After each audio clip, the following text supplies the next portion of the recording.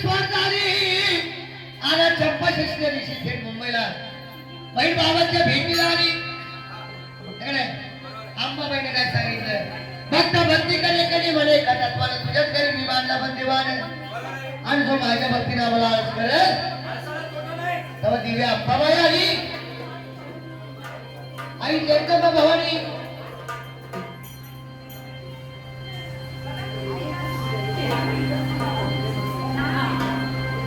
जगदंबा भवानीनं मंदिर गावात बोलला पण देवीचे गोंधळ आदिमाईचे गोंधळ म्हटलं तर तुळजापुरामध्ये आहे अंबाबाईचा, कोल्हापुरामध्ये लक्ष्मी आईचा, या ठिकाणी आदिमाई शक्तीचे गोंधळ झाले राहिले पाहिलेले झाले. दुर्मिबाई एखाद्या बहिणीच्या घरी काय चाललं असेल तर बहीण पहिली राग मारती, तसंच बहीण पहिली राग मारती. तसंच अंबाबाईनं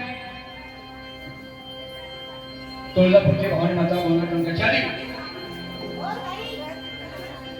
आग आई ग काळूबाई तू गे याव गोंधळाला माझी आई ग काळूबाई तू गे याव गोंधळाला अन गोंधळ मांडला तुझा भोळा बाबतीला.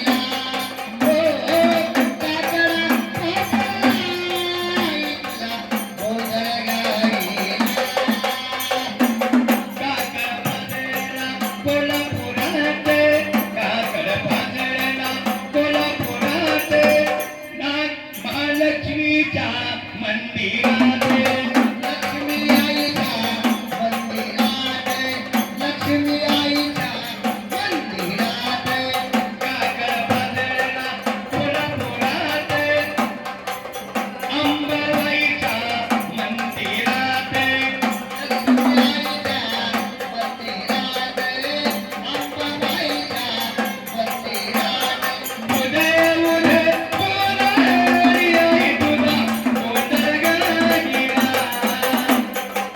काकड पाजळला आई तुझा गोंधळ गाणीला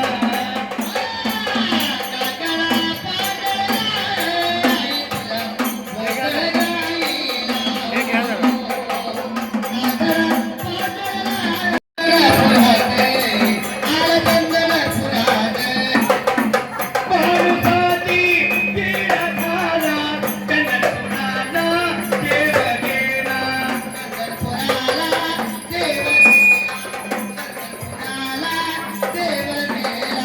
पारुसाती पीडा झाला चंद्रपुराला देव गेला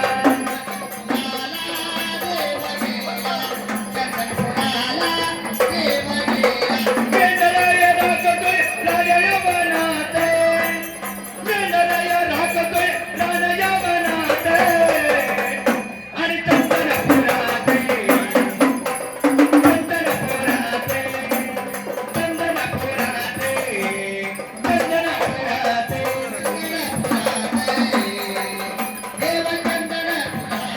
चंदनपुराते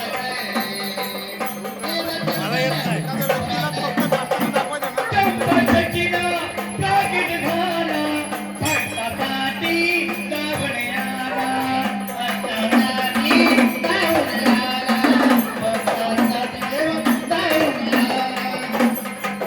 चंपाचकीना प्रागीण झाला भक्तासाठी गावण्याला